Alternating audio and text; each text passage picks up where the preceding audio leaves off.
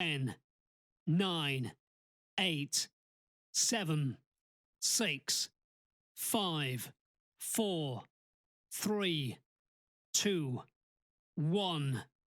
Now live. 89.5 WSKB.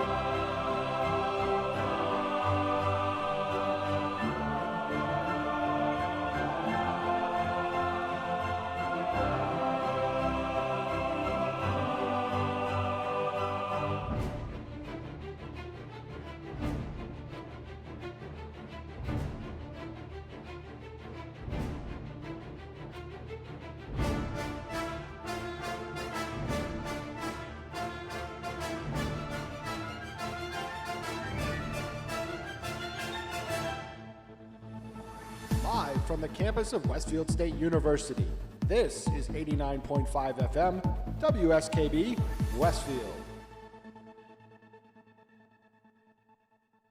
Support for the community programming of WSKB is provided by Westfield Bank.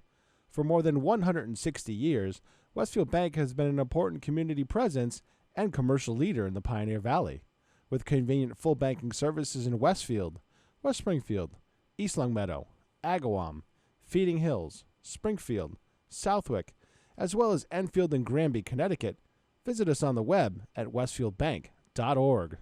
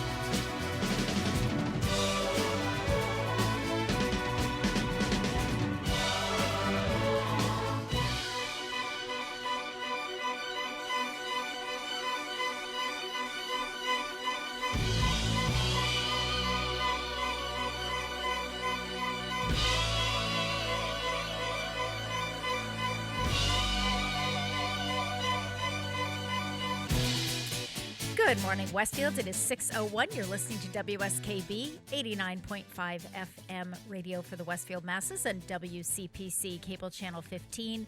My name is Tina Gorman. I'm your Wake Up Wednesday host, and I'm in the studio this morning with the chairman of the board, producer Pete Coles. Good morning, Pete. Good morning. How are we doing this morning?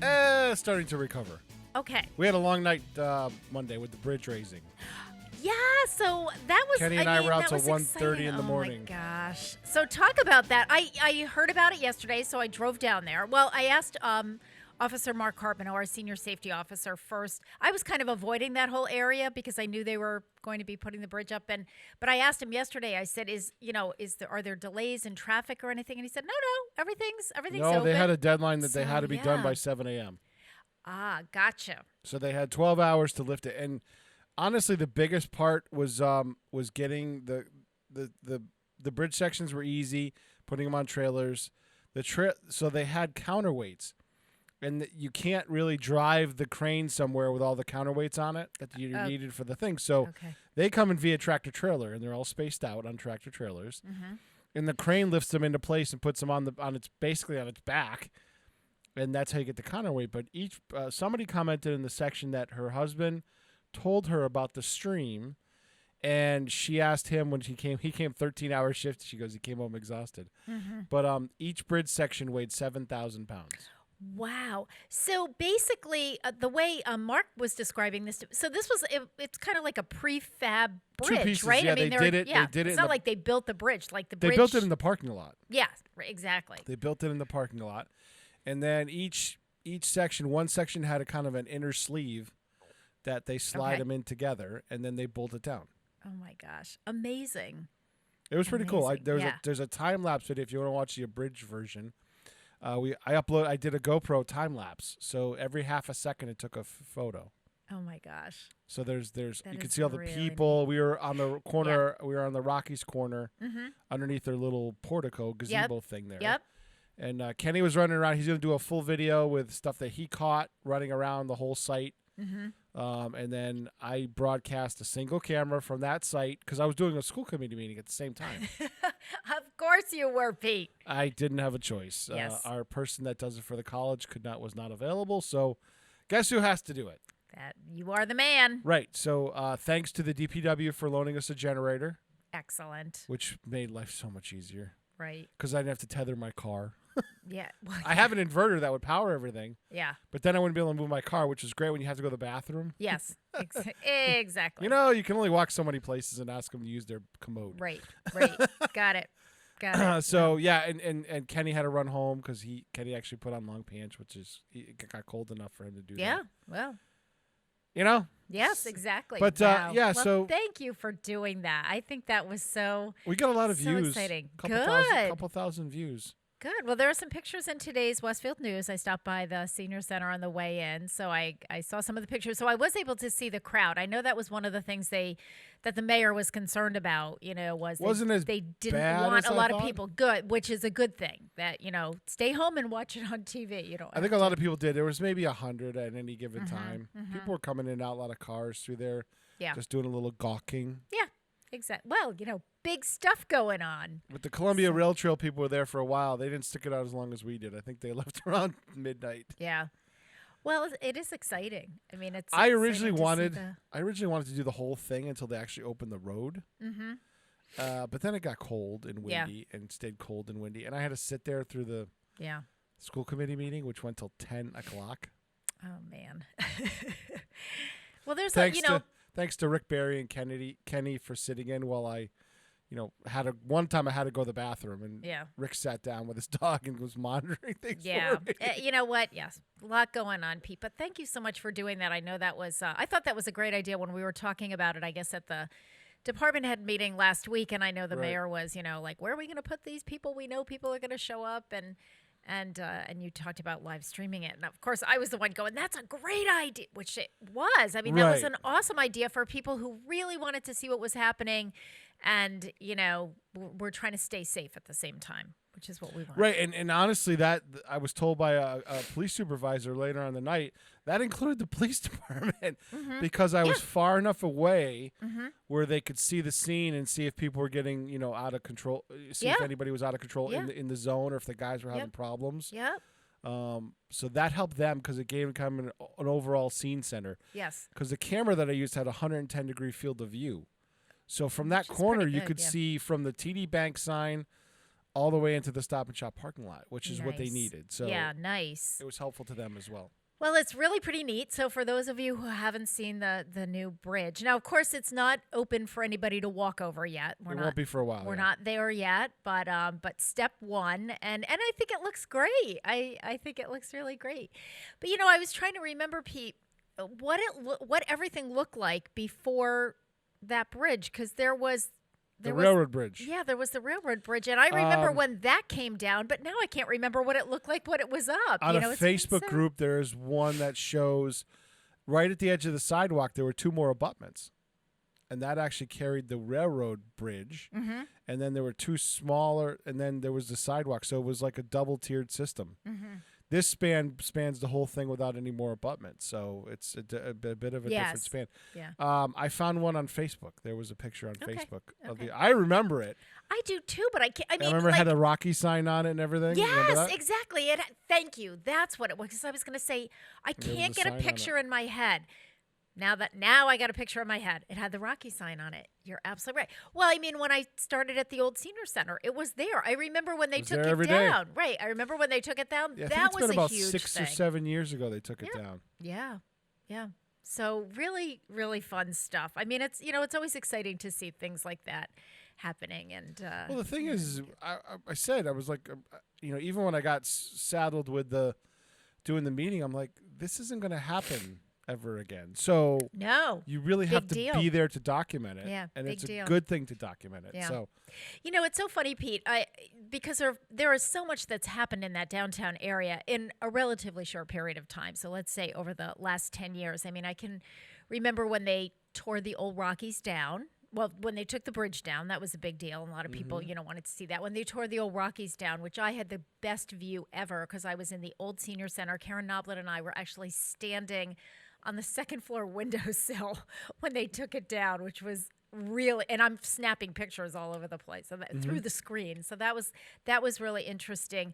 I remember when the students from Westfield Technical Academy, which then I think was still Westfield Vocational, built the gazebo on Right, I got the some pictures of Parscare that. Green, and I can remember having some of my seniors, some of my guys were down there every day, kind of keeping tabs, watching things, talking to the students a little bit, because it's just a really interesting process for them. And of course, a lot Right. of my seniors were people who did these kinds of jobs, so they were really interested in construction and building and things like that. So lots of fun stuff. So thank you for getting that down. And there's actually, I know that school committee, there was a lot that was covered. That's 4 or 5 presentations. yeah, that's also there are several stories in today's Westfield News. So if you're interested in, I know there's an article about Fort Meadow School. There's an article about virtual learning. A virtual school. Yes, a virtual school. Really interesting concept, I guess, because after this whole ordeal, this whole pandemic, there are parents that There's have some students that decided, actually do yes, better. There are students who do better. My girlfriend's daughter Lindsay is actually doing better Yep. at home. Yep. There's no doubt. She misses her friends. Yep. But academically, she's doing better. Yeah, there's no doubt there are some students that are really thriving. I know a lot are struggling for sure, but I think it's given parents, a different perspective, and kind of like maybe this is a better alternative. So really interesting that Westfield is doing that, because I know I have Well, they're had taking a look at it. yes, yeah, A and hard look. Yep. Not just Yep. should we do this? They're actually developing a plan to Yep. do it. So Yeah. So congratulations to our superintendent, Stefan Zaporowski, for being, that forward thinking, I think. And as you said, Pete, at least seriously really looking into it.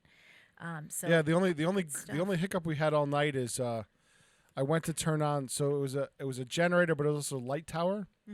I went to turn on the lights because it was getting a little dark out, and I tripped the circuit breaker for us. Ooh.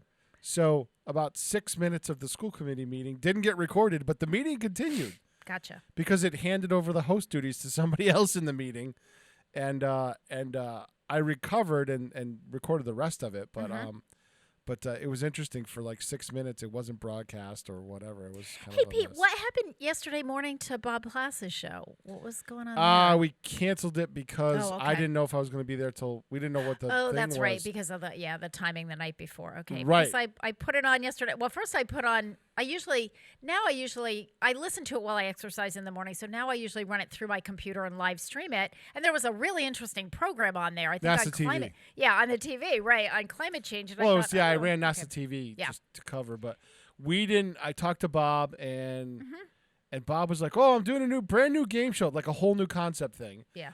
And you're like, not after I don't know when I'm going to bed. You're right. not. And then he's like, "Oh, and I need you to be a contestant on it too." And I'm like, Yeah. "Bob, you know what? Yeah. I have a tough enough time running your show, not like you relying on me to do something." And I'm like, I don't know when I'm going to get out of here. And B, while I'm trying to get everything set up, right, he's yapping in my ear at Rockies, and I'm like, I just don't have time for this.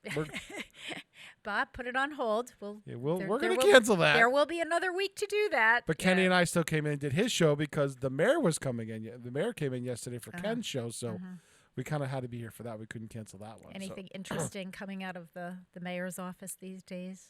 He was talking about all the stuff going on in the Greenway, and budget meetings are in progress, and they are. You know, he did mention about City Hall being delayed, and he said it's kind of hard for me to open City Hall when I'm at home with COVID. With COVID. Yeah. Yeah. So. Yep. Okay. All right, then. Well, listen, we have some famous birthdays before we get to our first break. So let's talk about the first one. It is the birthday, April 7th, of the late Percy Faith, conductor born on this day in 1908 and passed away in 1976 at the age of 67. He was born in Toronto, Canada. Percy Faith was one of the most popular, easy-listening recording artists of the 50s and 60s. Not only did he have a number of hit albums and singles under his own name, but Faith was responsible for arranging hits by Tony Bennett, Doris Day, Johnny Mathis, and Burl Ives, among others, as the musical director for Columbia Records in the 1950s. Percy Faith was a child piano prodigy, giving his first recital at Massey Hall at the age of 15. His career as a concert pianist was cut short when he injured his hands in a fire when he was 18 years old. So Percy Faith moved into arranging, beginning with local hotel orchestras, but quickly moving to radio. It was here where he developed his lush pop instrumental style. For most of the 1930s, he worked for the Canadian Broadcast Company. At the end of the decade, his radio show, called Music by Faith, was also being aired within the United States. Percy Faith relocated to New York, and in 1945, he became an official U.S. citizen. He joined Columbia Records as musical director and a recording artist in 1950 and became a pioneer of easy listening mood music with his own albums.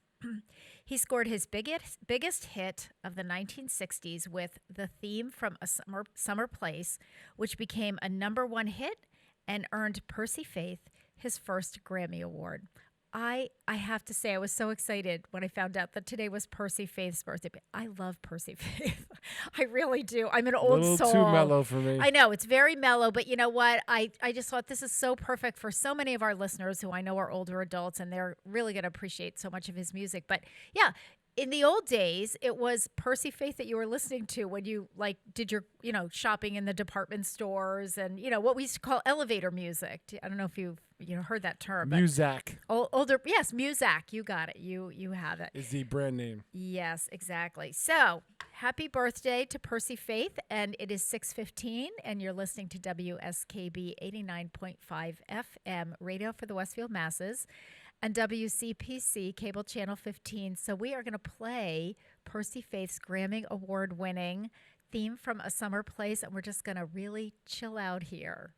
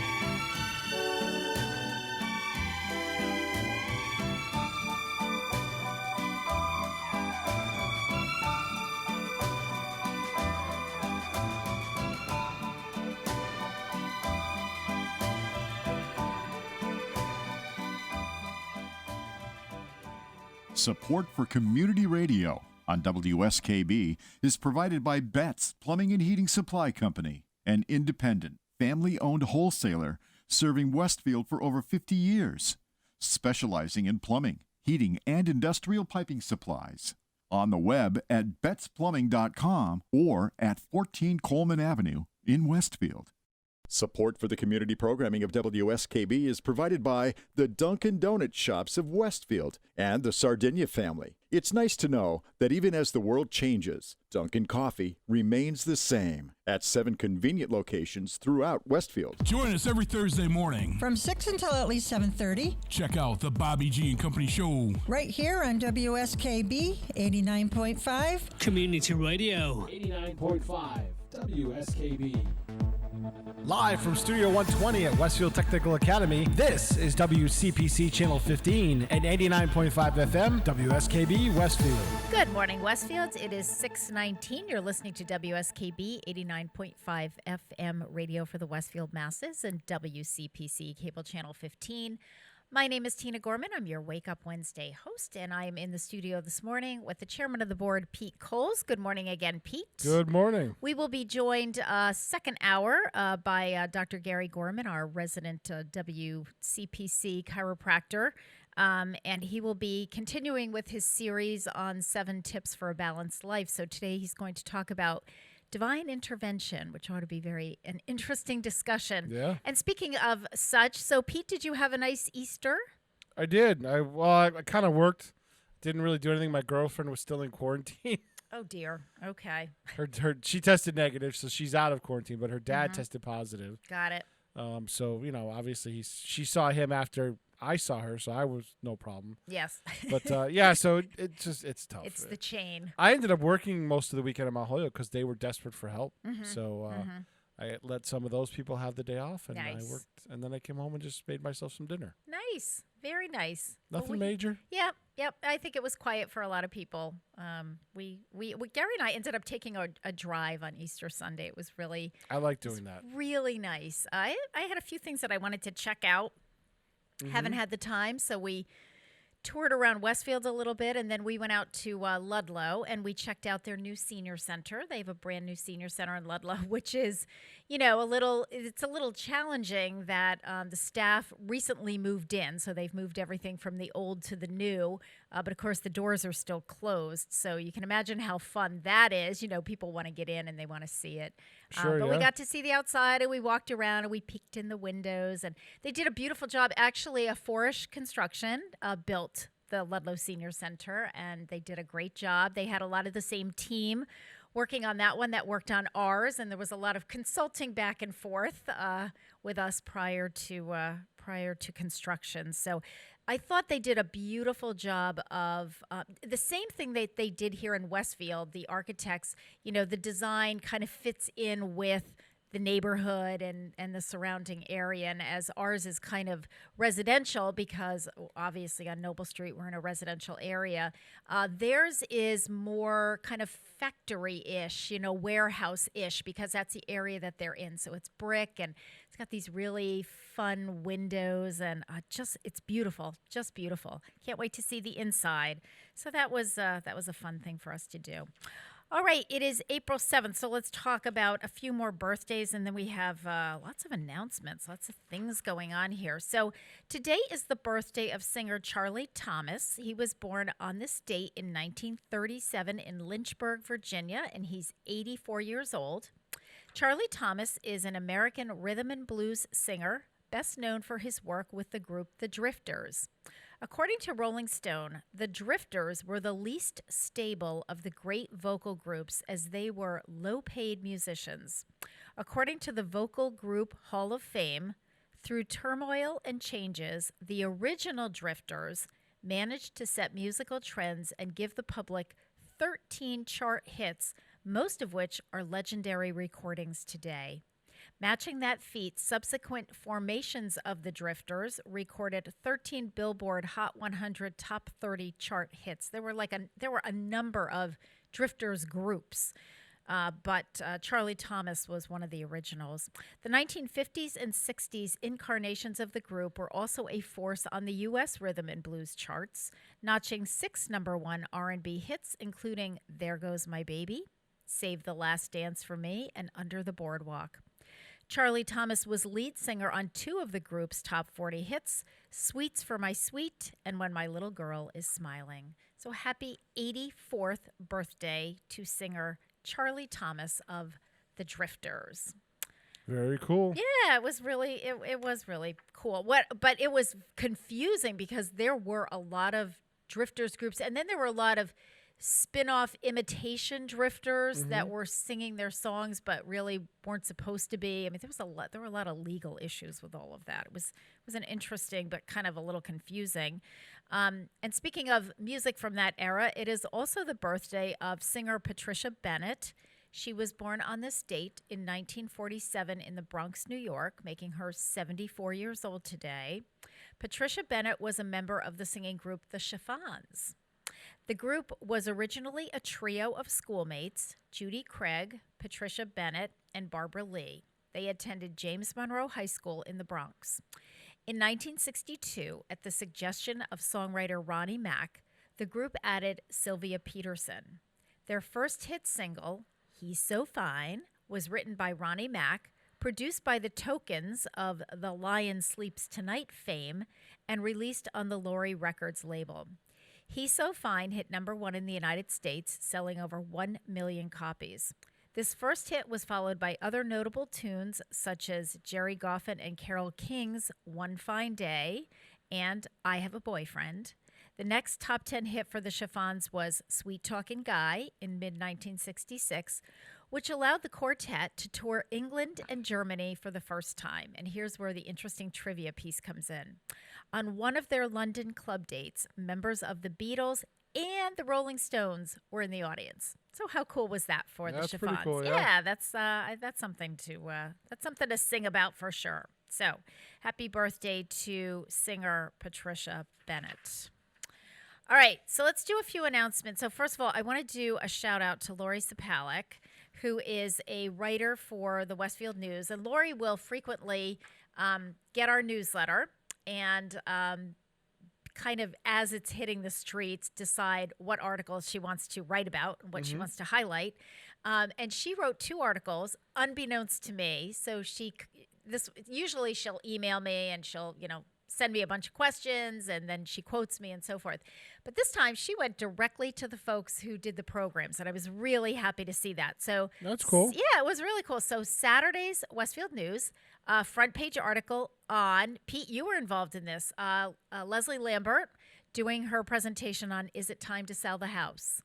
And so there's my little commercial for our Westfield Council on Aging series, Westfield Council on Aging Presents series, hosted by Harry Rock and produced by our own Pete Cole. So this is a monthly program that we run through the Senior Center, but we have been told by several people that a lot of the topics that we're covering are applicable to a lot of different people, not just older adults. Correct. And this certainly was one of them, although I know Leslie, went into a little bit about downsizing and some of those issues that are unique to do that now.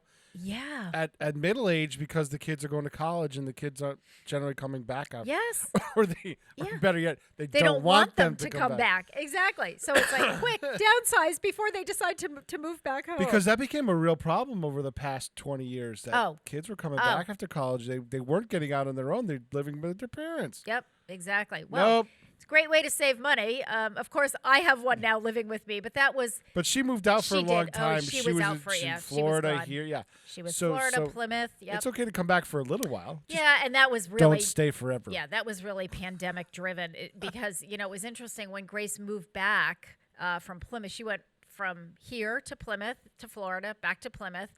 And then home just before COVID hit. She was having some health issues, which is why she moved home. And then COVID hit, jobs were lost and things were a mess. And that happened, obviously to a lot of people. That happened to a lot of people. But it's funny because I remember her saying when she came back from Plymouth, I'm only living home for a short period of time. She was saving up. We took all of her stuff from her Plymouth apartment and stored it over in my neighbor's basement because they've got a ton of room over there. Come on, bring it over here because she came back with her bed. And Are they charging rent yet? They're not. They should be. But you know what? Something. We try to do a lot for them. So My funny thing was, deal. my parents did this to me was, after the age of 18, if I wasn't going to full-time school, if I was working, yes, I paid room and board. So did I. And they put that into a savings account. Yep. So that when I was ready to move out, they cut me a check and said, don't come back.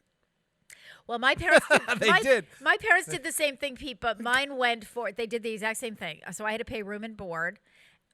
It wasn't a lot. I think it was like $200 or something a month. Yeah, I think I was paying when I first started. Of course, my first job, I went back and found the letter from my very first social work position, which was in a small nursing home in northern New Jersey after I graduated from college. And I think I was making like, $8,000 a year. My parents were charging me, I think, $30 a week rent. That's a lot of money back then. It was a lot of money back then, but it was, room and board, and I got my meals. It was everything. It was all inclusive. So That's funny how you say that. All inclusive resort at my parents. At my parents' house, but my old bedroom. I should have really, now that I think about it, I should have upgraded to my brother's bedroom, which was bigger than mine. I had the tiny one because I had 3 brothers, and so I had the tiny one in the middle. That's funny. But my parents did the same thing. They put it away, and that helped to pay for my wedding. Really? That's where that came from. Mine paid for my first and last for my apartment. Yep. I said I want to live there. Like, yep, okay. All good lessons to be learned, I was kind of one of those sneaky ones, though, because I had a friend who needed a roommate, and so I didn't have to pay a first and last. I just had to kind of jump in on the rent. Yes, yeah. Which was kind of a crappy apartment, but I was half living there, half living at home because I didn't know how to tell my parents I was moving out. It's true. I was half living there, half living out. So I'm staying at a friend's tonight, right? I was that. Yep. But I was paying rent. And then we were looking for a better place, and my dad got wind of it, and he was like, well, we have a savings account that you've been paying into, so you have your first and last month's rent. Nice. And I told my girlfriend to do that with her daughter once she turns 18. So I'm like, if the other daughter is kind of living with friends right now, I said if she moves back, do the same thing. Well, it's really interesting because it's true. The thing that's so funny about Grace is she's living at home. So she's and we weren't charging rent because the work was kind of part time, and it still is. It's very still kind of part time. And she is going to be heading back to school in the fall. She's kind of excited about that. She's going to be going to HCC to get a certificate in vet tech, so veterinary tech technology. Yeah. So she's excited about that. But I know it's so funny because she is so frugal. I mean, she's like Miss Coupon and Miss I went to the clearance rack, and she is saving a lot of money. And we had told her, you're going to want to have some money for getting your own place, and not necessarily apartment. It could be to put a down payment on a house if that's what you choose to do. Yeah, house or condo or something. Yeah, or a condo or something like that. So, I'm still paying rent because I want to be agile. Mm-hmm. Like the day I retire, I plan on moving south. Yep.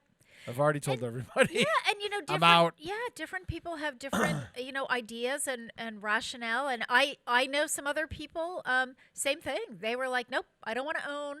I want to be mobile. I want to be able to give my 30 days notice and say, yep, up and going someplace else. Right. Nothing wrong with that, Yep. Absolutely.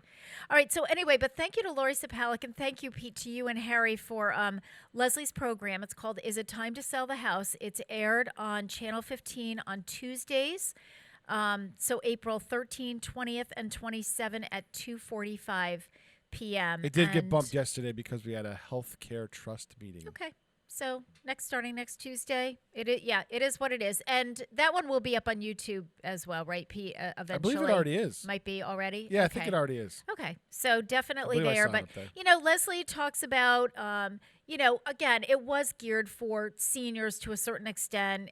Is your house too large now that the children have moved out? Are there less expensive but comfortable alternatives in Westfield? And I know she got into what are the pros and cons of putting your house on the market in the middle of a pandemic. It is a very interesting housing market right now. So You think? It is really crazy out there. You would have thought nobody's going anywhere, and the reality is boy, if you have a place to go and you are ready to put your house on the market, you can get a lot of money for it. There are a lot of bidding wars going on out there. But anyway, so tune in on Tuesdays at 2:45 for Leslie's program. We're going to take a short break, and then I'm going to get into another Lori Sapalik article that she did that was in Monday's paper, so that was pretty exciting as well. Also something that Pete had his hand in here on Channel 15, so we'll talk about that when we come back. We're going to listen to a song by the Drifters in honor of the birthday of Charlie Thomas. This is one of my favorite Drifters songs. It's Save the Last Dance for Me. You can dance every dance with the guy that gives you the eye, let him hold you tight. You can smile every smile for the man who held your hand beneath the pale moonlight. But don't forget who's taking you home and in whose arms you're gonna be. So darling, save the last dance for me.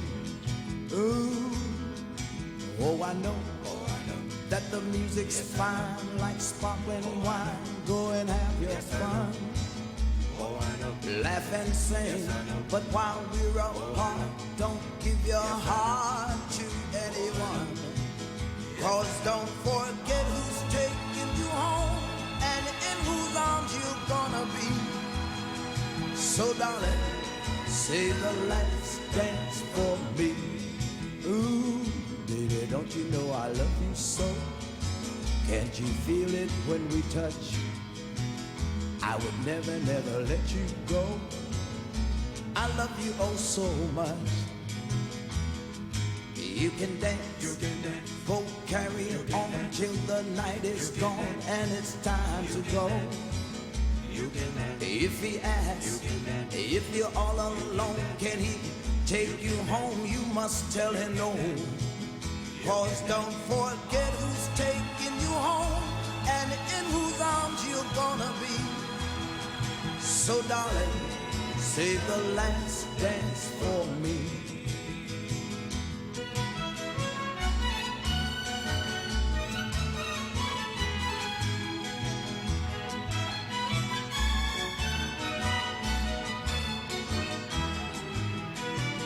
Cause don't forget who's taking you home and in whose arms you're gonna be. So darling, save the last dance for me. Save the last dance for me. Save the last dance for me. Save the last dance. Underwriting for Community Radio on WSKB is brought to you in part by Rockies.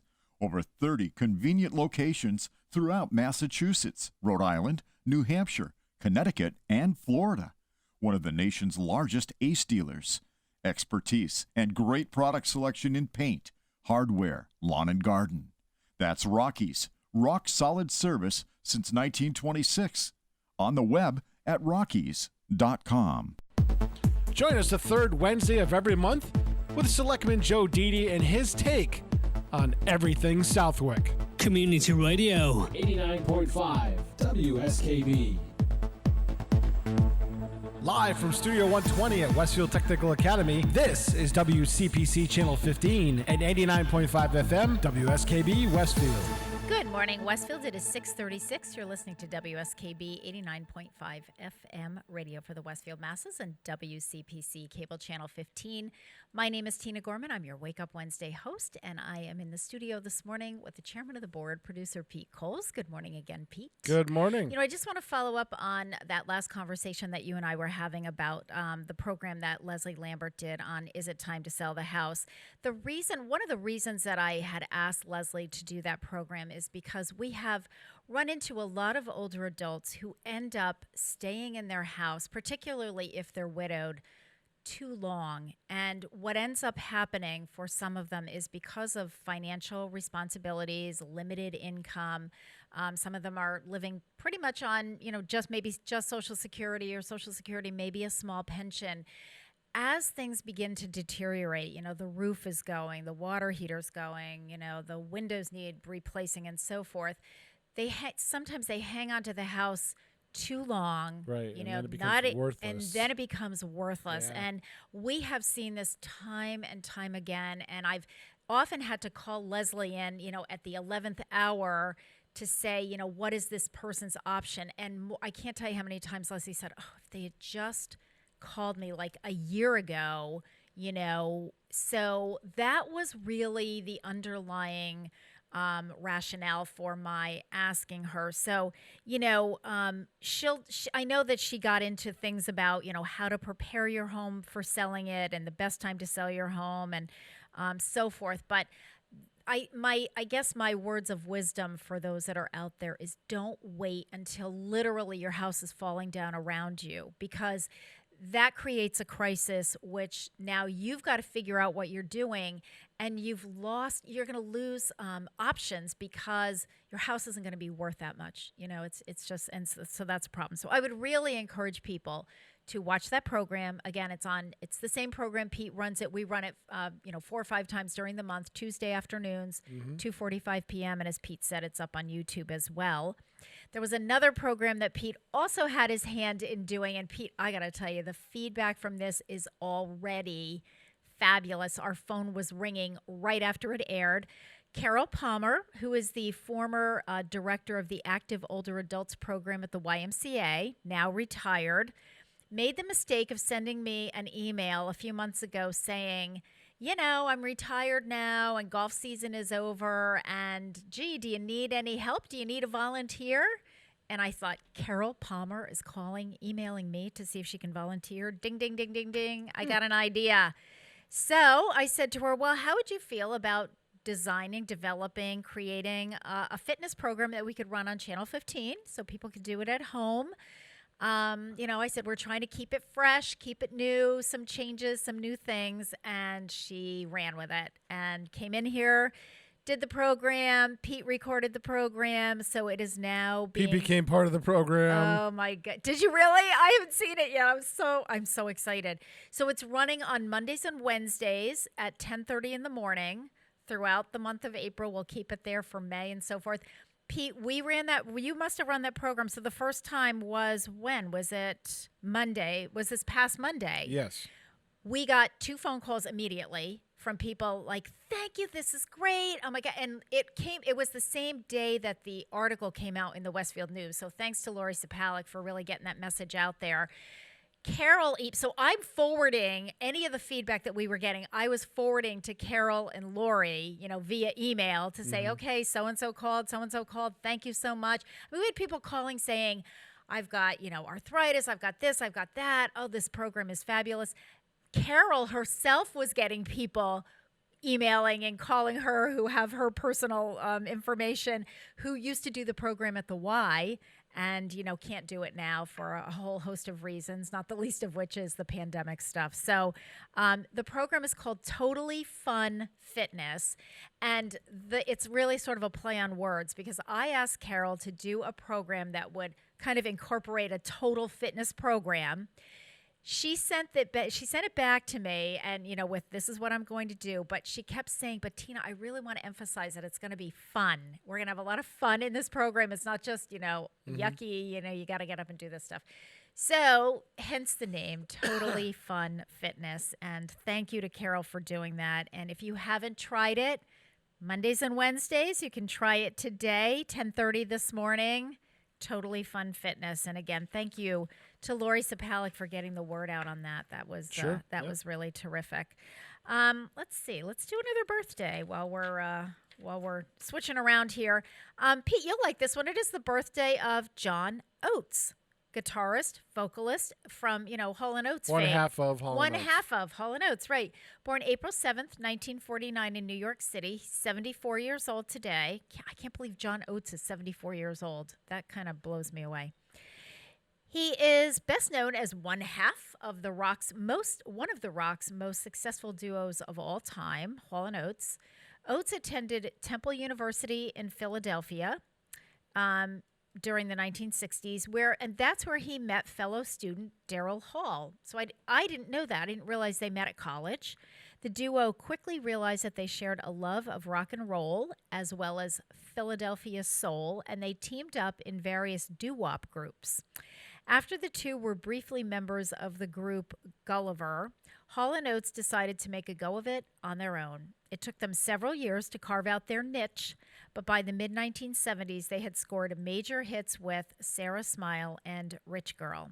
But it was in the early 1980s that would become the pair's most successful period, as they racked up numerous hits, including Kiss on My List, Private Eyes, Maneater, and Say It Isn't So, to name but a few, and unquestionably became one of the U.S. top pop rock groups. And I remember I was in college in the Blue-Eyed Soul 70s. is what they call it. Oh, my gosh. They were so popular when I was in college, Hall & Oates. So happy 74th birthday to John Oates, guitarist and vocalist. April 7th today is also the birthday of the late David Frost. So kind of switching gears out of the musicians. Television host and journalist. He was born on this day in 1939. Passed away August 31st, 2013 at the age of 74. That seems to be the magic age. He was born in Tenderton, United Kingdom. David Frost rose to prominence during the satire boom in the United Kingdom when he was chosen to host the satirical program That Was the Week That Was, which he did in 1962. His success on that show led to work as a host on American television. David Frost became known for his television interviews with senior political figures, among them the Nixon interviews with President Richard Nixon in 1977, which were ultimately, and I didn't realize this, adapted into a stage play and film. Yep. David Frost interviewed all 8 British prime ministers serving between 1964 and 2016, and all 7 American presidents in office between 1969 and 2008. That's quite a repertoire of interviews. Correct. He was the inaugural host of the U.S. news magazine program Inside Edition. He received the Lifetime Achievement Award at the Emmy Awards in 2009. So happy birthday to the late David Frost. I really did not realize that he had interviewed all of those prime ministers and presidents. Mm-hmm. That is really impressive. Impressive to even, get the interview. But then I think he just developed such a reputation for being so good at it that, right. that you know what I mean? Because ask any journalist or reporter to get that initial interview. I mean, even here, I know people have tried to get, Harry Rock's tried to get different people and Mark Auerbach. And, it's like people aren't just jumping to say, oh, sure, yeah, I definitely want to be on your, your cable TV show or whatever. Right. So, you've got to sort of prove that you got to hustle. You do. You have to hustle, and then once you get them on, you have to be really good. And we're lucky we have a lot of good interviewers. Really, we do. Yeah, because interviewing is not. It looks easy. Not as easy as you think. It's not as easy as you think. And you know what, Pete? You'll appreciate this, having sat behind that glass for so many years, and across the and table done a lot from of us, interviews too. and done a lot of interviews. Patrick Berry and I had a conversation one time. We found that the most challenging interviews are the interviews where people just don't say a lot. Right. And you're you gotta pulling yank it out of them. The easiest interviews are when you sort of ask a question and your guest just runs with it, and all you have to do is sit back and listen and go, tee them up. Mm-hmm, yep, yeah, tee them up. Tee them up. That's all. That's what I'm serious. That's yeah. Those are the best. Yeah. Oh, they're wonderful. It's the people who, you ask a question, they give you like a 3-word answer, and then you're, pulling it out of them. And, we're lucky. I mean, Patrick and I talked about it when he was doing the radio show and back at the, the press room when we were back there. And, he said he only had a couple like that in all of his time doing the show with us, but they're tough. They're tough because those are hard. They're awkward. They're very awkward, and I found because it's not conversational. Right. I found too sometimes with people, especially when we first got started, sometimes with people it was just because they were so nervous. You know what I mean?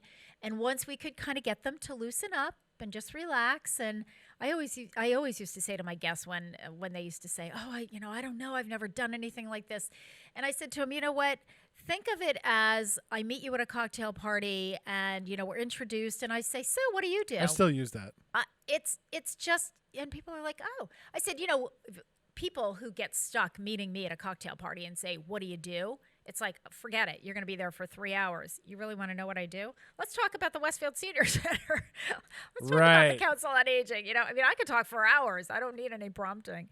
So anyway, but happy birthday to the late, great David Frost.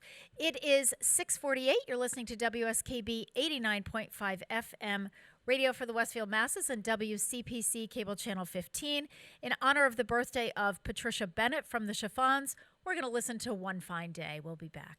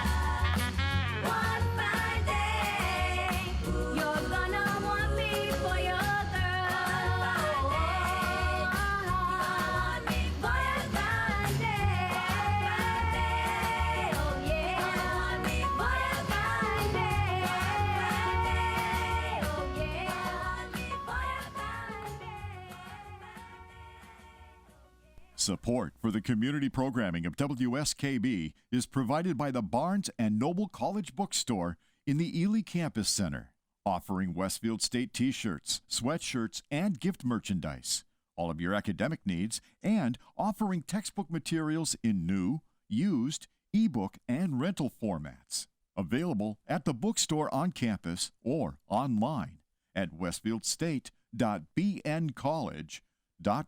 Underwriting support for the community programming of WSKB is provided by the Greater Westfield Chamber of Commerce, the voice of business for the Greater Westfield communities. Informing, educating, advocating, the Chamber provides opportunities for members to make meaningful connections on local, regional, and state levels. For more information on the Chamber's many events, workshops, and programs, as well as the benefits of membership, visit westfieldbiz.org.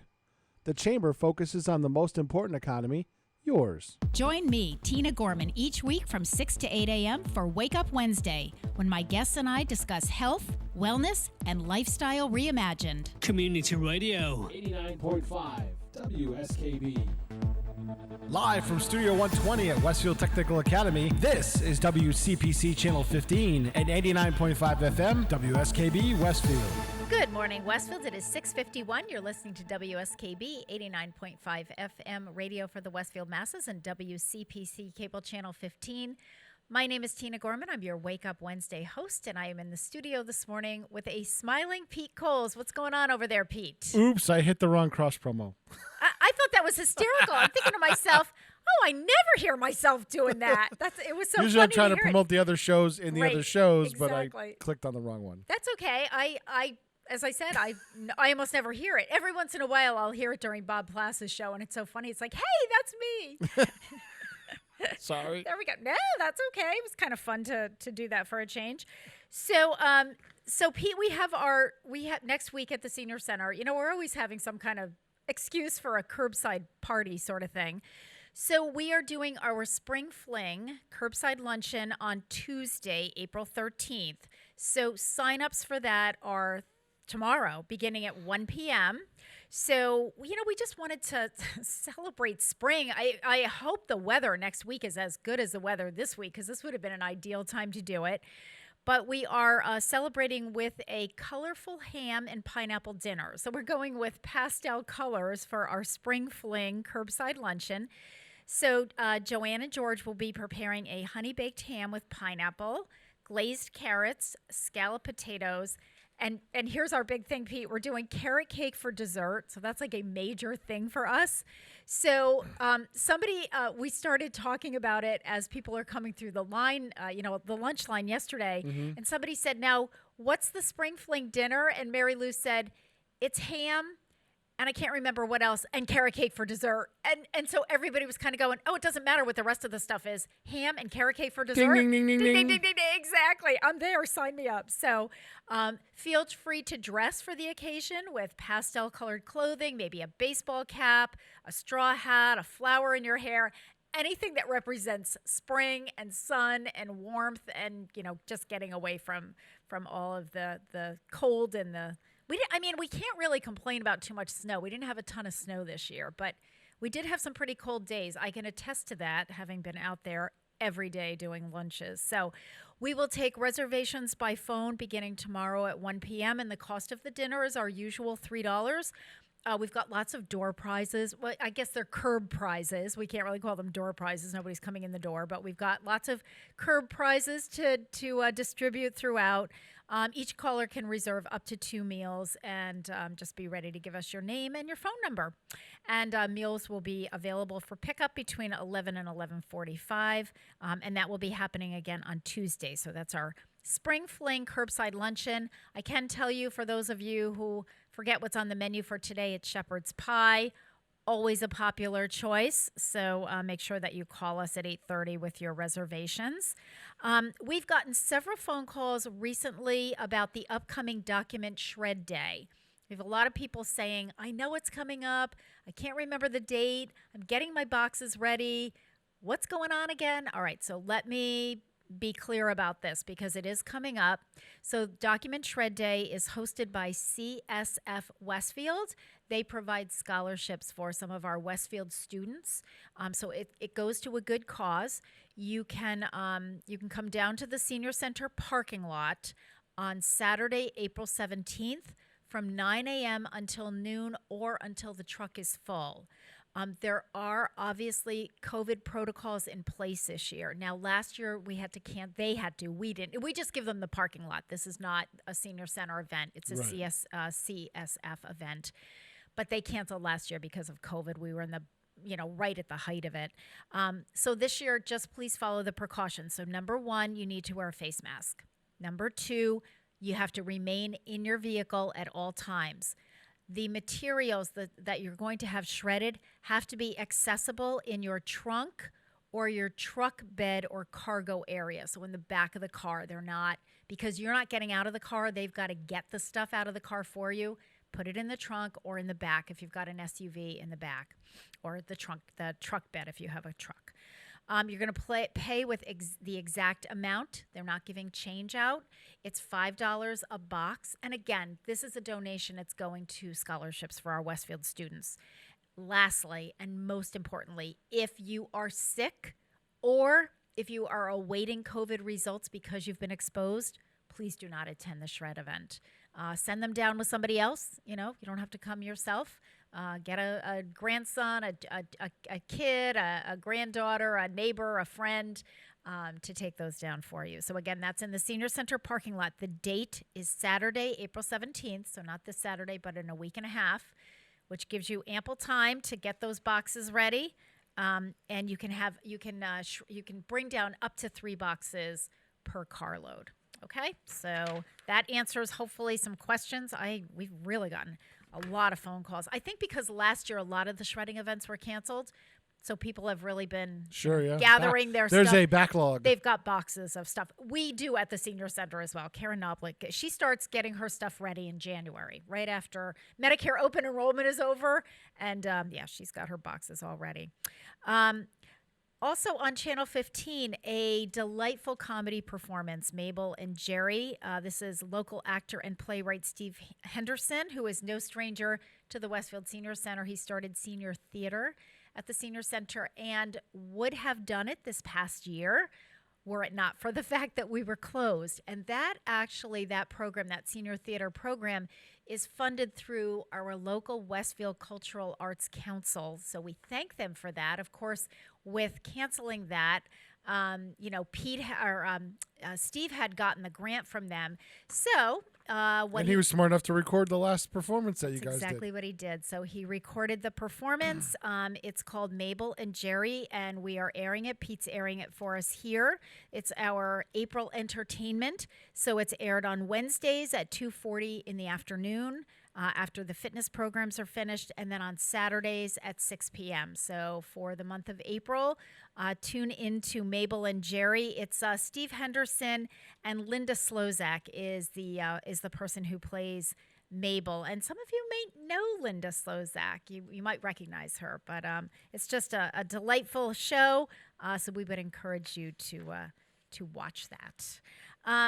I want to do one more birthday if I can. I'm all over the map here, so I got to find my birthday. I have one last. Here it is. It is the birthday of the late Wayne Rogers, actor born April 7th, 1933 in Birmingham, Alabama.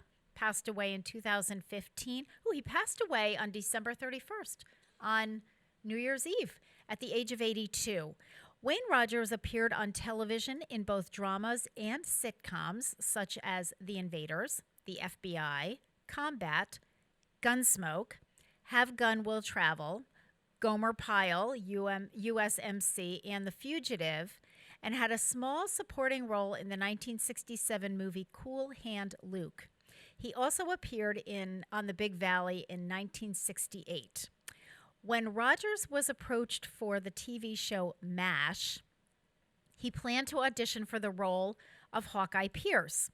He found the character too cynical, however, and asked to screen test as Trapper John, whose outlook was brighter. Rogers was told that Trapper and Hawkeye would have equal importance as characters. This changed, however, after Alan Alda was cast as Hawkeye and proved to be more popular with the audience. Rogers enjoyed working with Alan Alda and the rest of the cast, but eventually chafed that the writers were devoting the show's best humorous and dramatic moments to Alda. After leaving MASH, Rogers appeared as an FBI agent in the 1975 NBC TV movie Attack on Terror, the FBI versus the Ku Klux Klan, as Michael Stone in the 1980 miniseries Top of the Hill, and as civil rights attorney Morris Dees in the 1966 edition of Ghosts of Mississippi. He also starred in the short-lived 1976 period detective series City of Angels and the CBS series House Calls, first with Lynn Redgrave and then later with actress Sharon Gless. Wayne Rogers guest starred 5 times in a recurring role on CBS's Murder, She Wrote. He has served as an executive producer and produced in both television and film, and as a screenwriter and a director. So happy birthday to Trapper John, the late Wayne Rogers, Trapper John from MASH. It is 7:01. You're listening to WSKB 89.5 FM radio for the Westfield masses and WCPC cable channel 15. We will take a short break and we'll be back. Support for community radio on WSKB provided by Westfield Electroplating. Employing over 140 skilled platers, painters, and technicians, Westfield Electroplating was founded in 1946 and was the first company in the country to achieve National Aerospace and Defense Contractor Program accreditation, proudly maintaining that status for over a decade. Westfield Electroplating provides over 50 quality finishes to meet your corrosion, cosmetic, or performance needs. on the web at www.westfieldplating.com or 413-568-3716. Westfield Electroplating, putting the finishing touches on technology. Join us the third Wednesday of every month with Selectman Joe Didi and his take on everything Southwick. Community Radio. 89.5 WSKB. Live from Studio 120 at Westfield Technical Academy, this is WCPC Channel 15 and 89.5 FM, WSKB Westfield. Good morning, Westfield. It is 7:05. You're listening to WSKB 89.5 FM radio for the Westfield masses and WCPC Cable Channel 15. My name is Tina Gorman. I'm your Wake Up Wednesday host. I'm in the studio this morning with the chairman of the board, producer Pete Coles. Good morning again, Pete. Good morning. So just a couple more announcements, and in a few minutes we'll have our resident chiropractor, Dr. Gary Gorman, joining us. The upcoming brown bag schedule, because people keep asking us, brown bag is the Wednesday after the second Tuesday of the month. And I know that's a little confusing. Generally, it's the second Wednesday of the month, but sometimes that doesn't work out that way. We get the food at the senior center on the second Tuesday of the month. And in the old days, pre-COVID, we would get it in the morning and, distribute it an hour later. But we can't do that now because of, trying to serve lunch and get curbside lunch ready and get all the bags ready. So the food is delivered on the second Tuesday of the month, and then we get it all prepared so that we can distribute it the next day. So that distribution happens between 9 and 10 o'clock. We continue to ask people to be respectful of that time frame. It's really challenging because we do so many bags of groceries. I mean, we're doing over 200 bags of groceries. So we need for people to come during the 9 to 10 time frame and not show up at, 10:30 or 2 o'clock in the afternoon or, whenever, because, we've got a lot of other things that we're trying to get accomplished besides lunches and distribution and all of that good stuff. So brown bag will be next Wednesday, April 14th between 9 and 10. And make sure that you're wearing a mask. That's the other thing. And it is curbside. You're going to stay in your car. I have one other announcement to make before I do our first national day. Please be wary of COVID-19 vaccine scams. If you have people that want to take you to the vaccine site, if you have people that want to charge you to be your buddy for a vaccine, please just say no. If somebody wants to be your buddy for a vaccine, to take you to a vaccine site, it should be somebody that you know. It should either be a family member, a buddy, a friend, a neighbor. If you need somebody to do that, call the senior center and go through us. We have reliable volunteers who have been Cori checked, vaccinated. We have, lots of PPE and, sneeze guards that we put in the cars and so forth. So, there are safe ways to do it. But if somebody just calls you out of the blue who you don't know and says, hey, I'll take you to the vaccine site and, it'll only cost you $25, don't do it. That's a scam. One of the things that we are having some issues with, and I have brought it actually to the attention of the state, who kind of went, ooh, let us think about that. We are working with the state on getting those who are homebound vaccinated. And when I say homebound, I mean truly homebound. The state guidelines are very stringent. Here's the problem. We have our list, which we have been developing with Highland Valley Elder Services and the Westfield Board of Health for a number of weeks now. Deb Mulvena from the Board of Health put all the data into the state database to say, okay, this is our list in Westfield. We believe that those people are now being called in order to have appointments scheduled so that someone is going to be, going to their home to vaccinate them. The problem that we're running into is the Board of Health, the Westfield Board of Health, is not doing that. They were not tasked with doing those homebound vaccinations. And I'm not sure who was. So people are now starting to get the phone calls saying, we want to schedule your appointment. And do they have some kind of ID? And we are trying to determine, is it legitimate? And I sent an email to the Executive Office of Elder Affairs, and I said, look, we need to know who's doing the vaccinating. We need some way for our folks to check on Even this. the police departments. all over the state need to know this because they're going to get calls about trespassers. Exactly. And you know what, Pete? It's so somebody's invading my home. You know, it's interesting because the Executive Office of Elder Affairs kind of went, give us the name of the person who called you, because we had a woman who called us and said, someone with a foreign accent. Well, if the local pharmacies are doing it, sure. I mean, there are local pharmacists who have accents and they're perfectly legitimate and that's perfectly fine. But there's no way to credential them. How are they credentialed? Right, exactly. So EOEA said, give us this woman's name. We'll take care of this case, but we got to think about this. This is a larger problem. So stay tuned, folks. And as soon as I have an answer for you, I will make sure that I get it for you. A reminder that obviously the April Voice of Experience newsletter is out. Feel free to come through if you would like a copy curbside and delivered into your car, come through the lunch line between 11:30 and 11:45. If you're not getting lunch, you can get it that way. But a lot of people are taking advantage of the fact that we have a bin located. It's a tan bin with a green cover. Big bin, you can't miss it. It's right outside the senior center front door, and people can drive up anytime, get as many copies as you need. And get your newsletter that way. And we noticed a lot of people said they're getting it that way. So they're very happy about that. They don't have to stop by. They can have one of their kids, grandkids, friend, neighbor, whatever. We have some people who are coming and grabbing 10 copies and distributing them to all their friends. So that's absolutely fine. All right, today is April 7th. It is National Walking Day. That is the first Wednesday in April. The American Heart Association sponsors this day to remind people about the health benefits of taking a 30-minute walk. Here are some great ways to make that 30 minutes more enjoyable. So first of all, wear comfortable clothes and supportive footwear when you go out walking. Make sure to stretch those muscles a little bit before you start your walk. Bring a water bottle, especially now. Believe it or not, it is getting warmer. And sometimes if you're in the sun, even if the temperature is not really warm, it might only be in the 60s or 70s, but that sun can be really warm. So make sure you have a water bottle. Move your arms while you're walking. Get a little bit of extra exercise in there. And, move your arms. You can wave to your neighbors, wave to the people that you pass on the street or the bike trail, and wave to people in cars and trucks.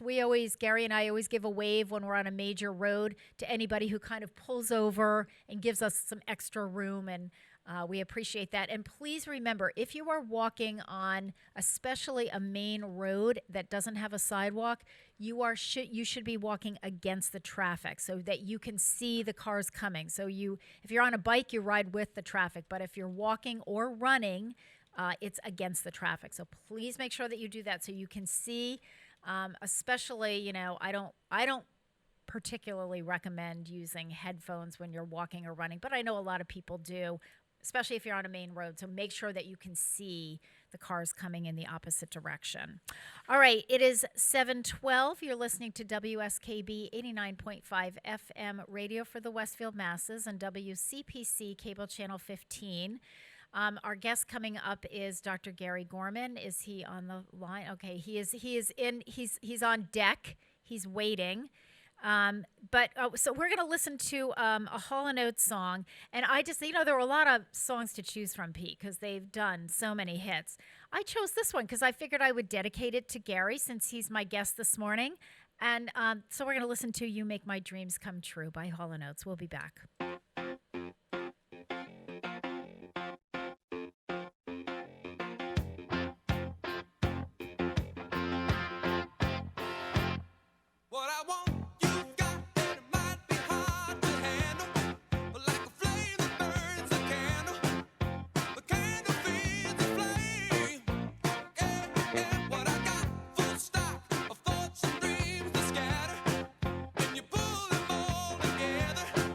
And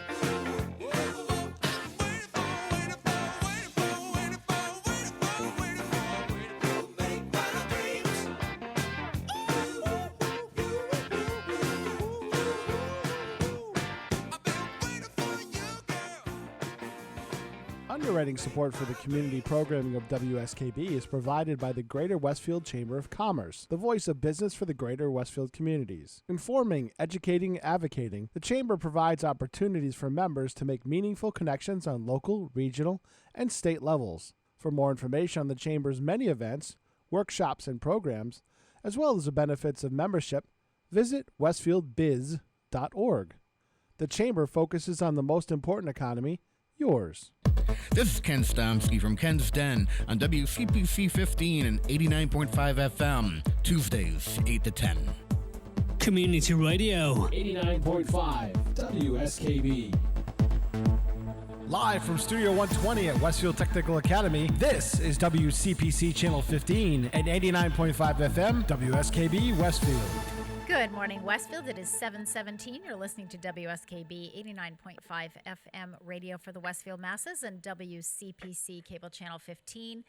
My name is Tina Gorman. I'm your Wake Up Wednesday host, and I'm in the studio this morning with the chairman of the board, producer Pete Coles. Good morning again, Pete. Good morning. And on our telephone line this morning, hotline, we have Dr. Gary Gorman, chiropractor with Strength for Life in East Hampton. Good morning, Dr. Gorman.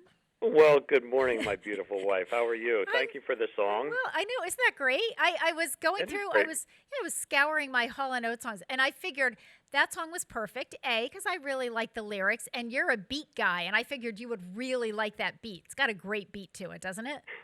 It does. I mean, you'll have to tell me what the lyrics were all about when we get home, because I couldn't understand a lot of it. You couldn't get that? The beat was good.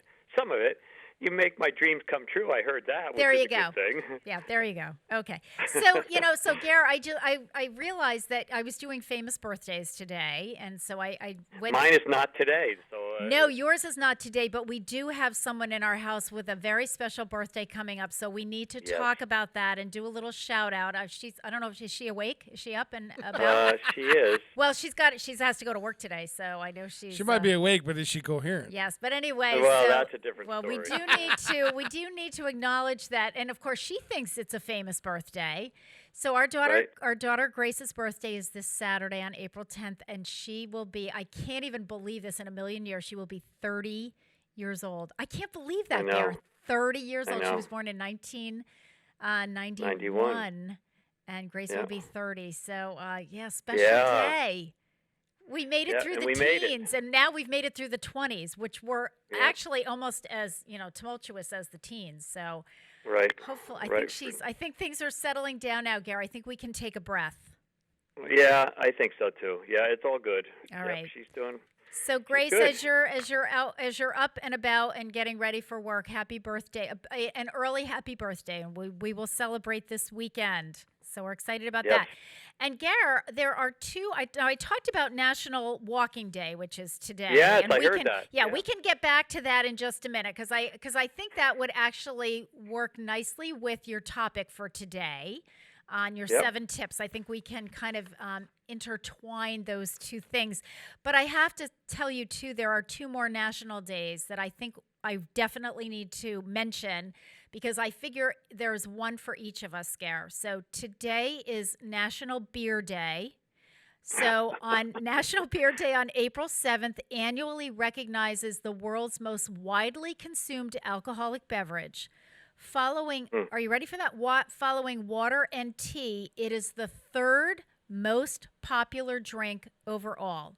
So here's the history of National Beer Day. On April 7th, 1933, President Franklin Roosevelt took the first step toward ending prohibition and signed a law that allowed people to brew and sell beer in the United States as long as it remained below 4.0 alcohol by volume.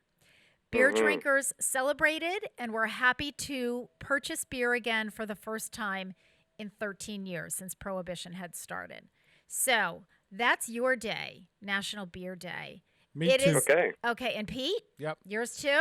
All right, this one's mine. It is also National No Housework Day. So National No Housework Day directs us to put down the cleaning solution and toss aside the laundry. For 1 day each year on April 7th, the housework can wait. Take a break from the sweeping, dusting, and dishes. Dirty windows, they will wait one more day. The vacuum will remain banished to the closet. And mopping, well, tomorrow it's a date. While we don't have to overlook the obvious necessary sanitary needs, we can leave a few dishes in the sink for the day. If the toys are scattered, leave them. Books cluttering the table, they can stay too.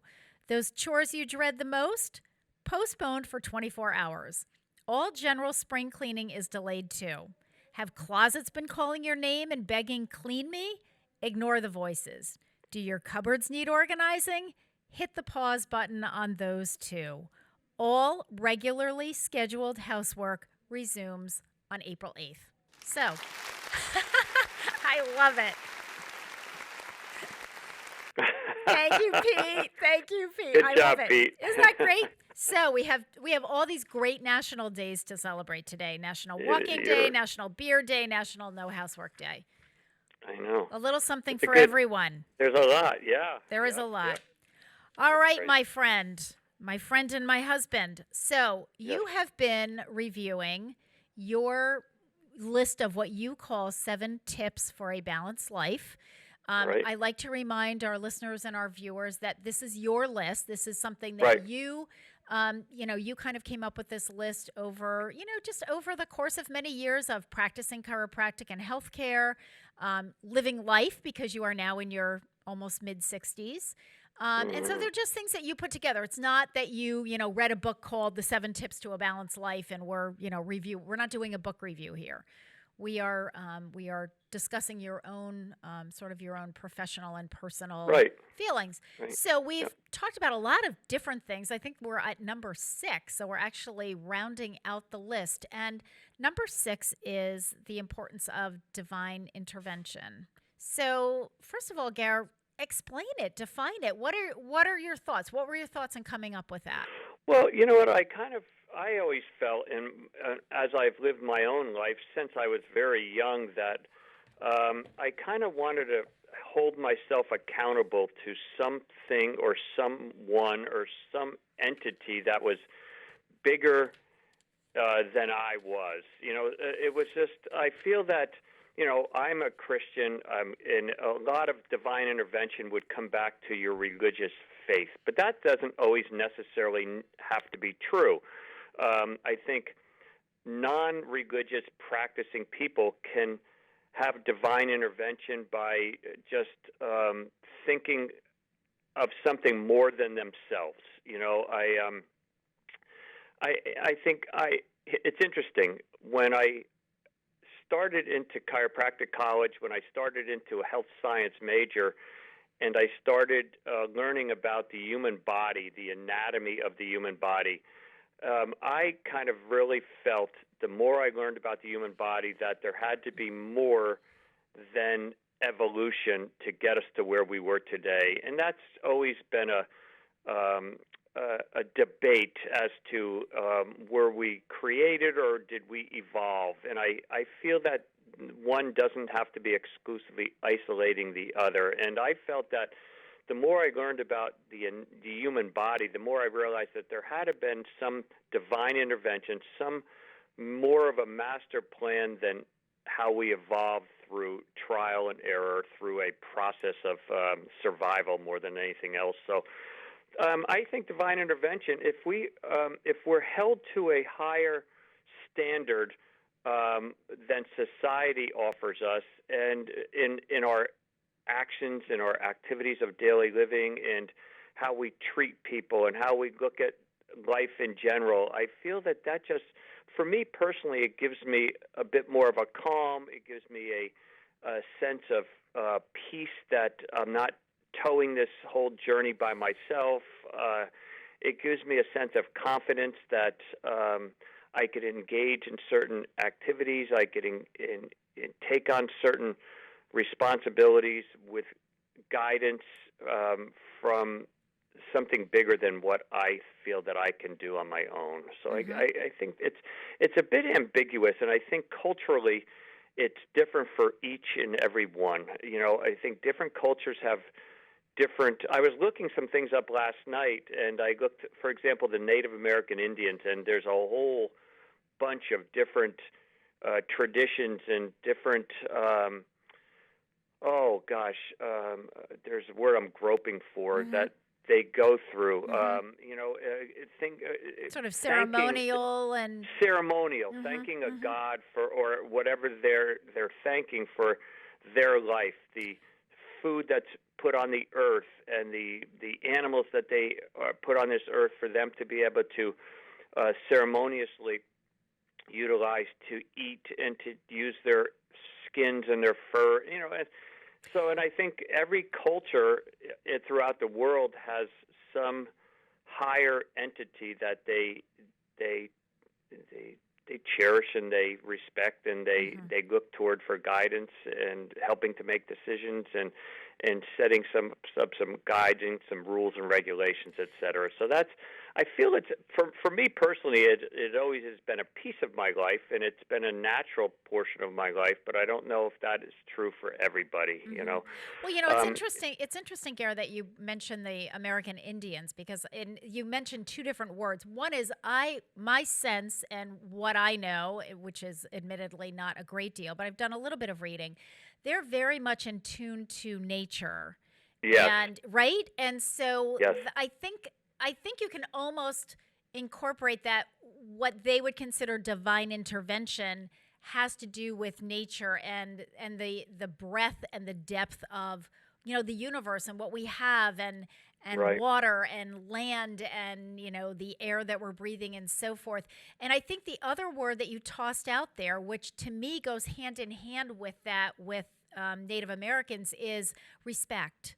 So respect for our land, respect for our air and our water and fire and all of those different things. And there are a lot of ceremonies, and I don't know if you remember, but Jody Burns, who is was a good friend of ours and still is, was very interested in Native Americans, and she lives out in the Berkshires, and she was studying with someone out there who was very involved in all these different ceremonial practices and so forth. And I learned a little bit just through Jody and what she was learning, and it was really interesting. And I think you've used a couple of terms, Gare, sort of accountability and a higher standard, sort of being accountable, I guess, to sort of this higher standard, sort of outside of yourself. Well, I think it's, we've talked about, well, we haven't talked about it, I guess, but I feel that when we have some standard bigger than ourselves, it takes away from our own personal egos, and our ego, in order to satisfy our own ego, we do what is best for us and not necessarily for we satisfy what we want and our desire at that moment, and not necessarily what is in the best interest of something or someone much bigger than we are. You know what I mean? And so I feel that that's important. And we could break it down to a couple different categories. One is healing. Divine intervention when it comes through the healing of sicknesses and disease, and just having a sense of calmness that everything is going to be okay. The other one is everyday grace. And I feel I am really trying to work hard on this one we talked about this on Sunday when we had our Easter service, that when I read that poem, that I'm trying to take pause in my day. I do a lot of walking. I mean, today will be, if I hit 10,000 steps today, will be my 100th day in a row hitting 10,000 steps. So it's kind of a landmark. But, yes. Yeah, but at any rate, as I'm walking, I try to take pause and not let my brain chatter along and look at the trees and listen to the birds and look at some of the miracles that are surrounding us every minute of every day, and we don't even see it because we are so used to it, and we just are thinking about what we need to do when we get home and missing the time that we're spending at that very moment, that present time consciousness, as I like to use the term.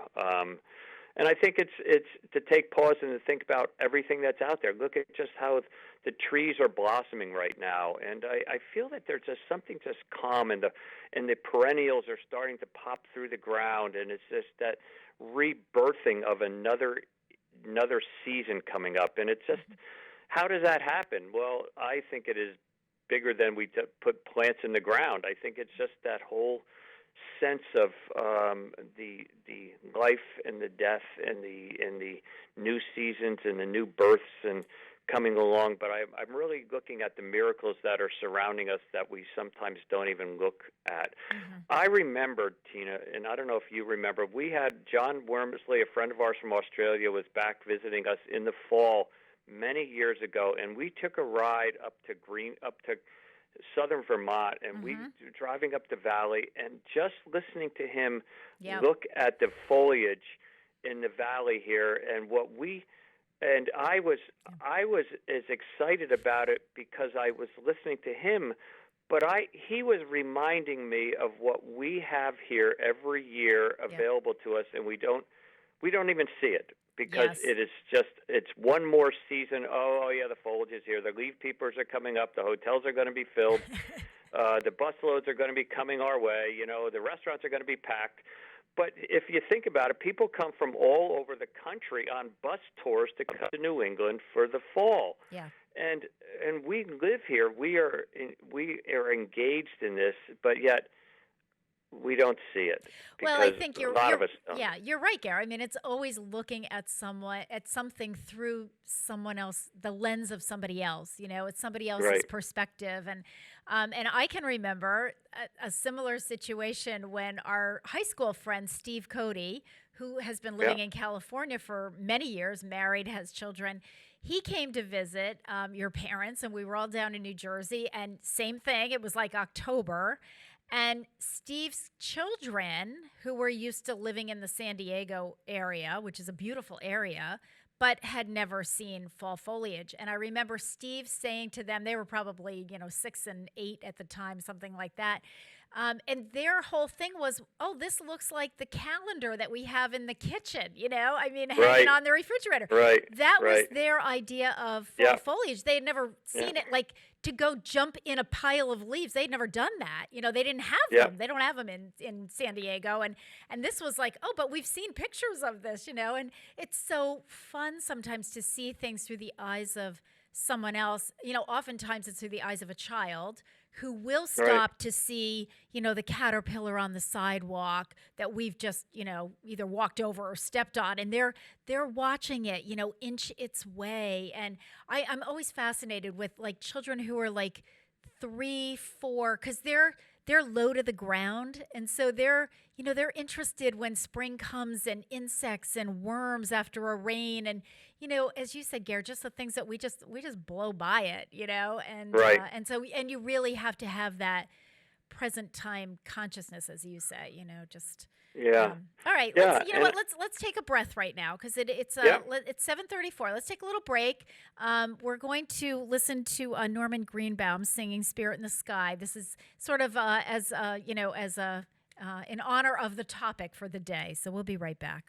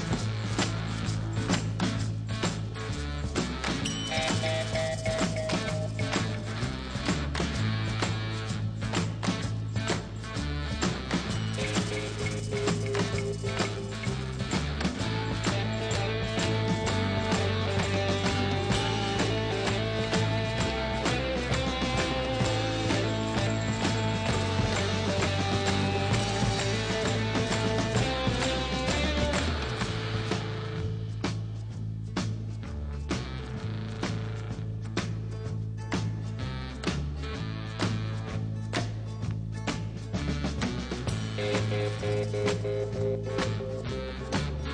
been a sinner, I never sinned.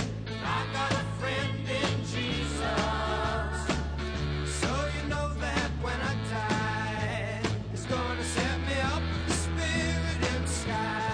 Oh, set me up, the spirit in the sky. That's where I'm gonna go when I die. When I die and they lay me to rest, I'm gonna go to the place that's the best. Go to the place that's the best.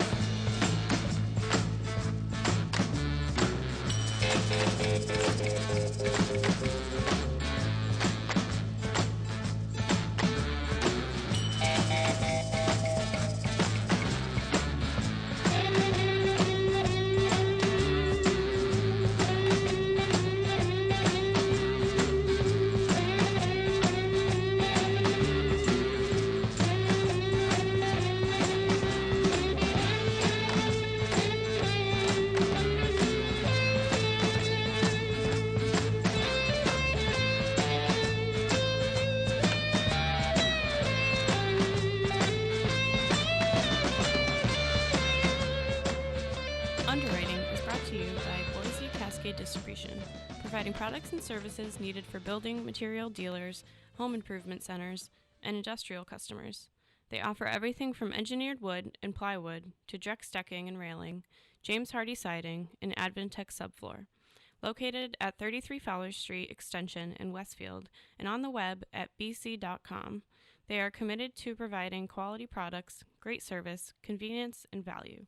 Join us every Thursday morning. From 6 until at least 7:30. Check out the Bobby G and Company Show. Right here on WSKB 89.5. Community Radio. 89.5 WSKB.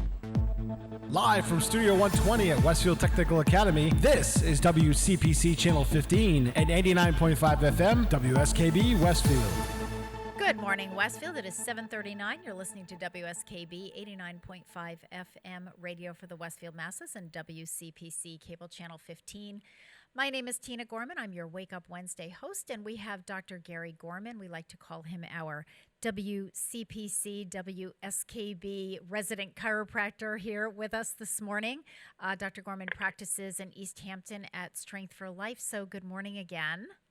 Well, good morning. Can I add that to my business card? Sure, you can. As Oh, the- absolutely. Yes. Well, we're gonna put that one in the bio, Gare. I'll tell you what. As soon as I get to that. Enough alphabets after my letter name, There so I you don't need go. it. Absolutely. There you go. But you know, Tina, that's an interesting song. You know, I've always liked the beat of that song, and I don't know how they make some of the noises that they make, but it's a pretty cool song.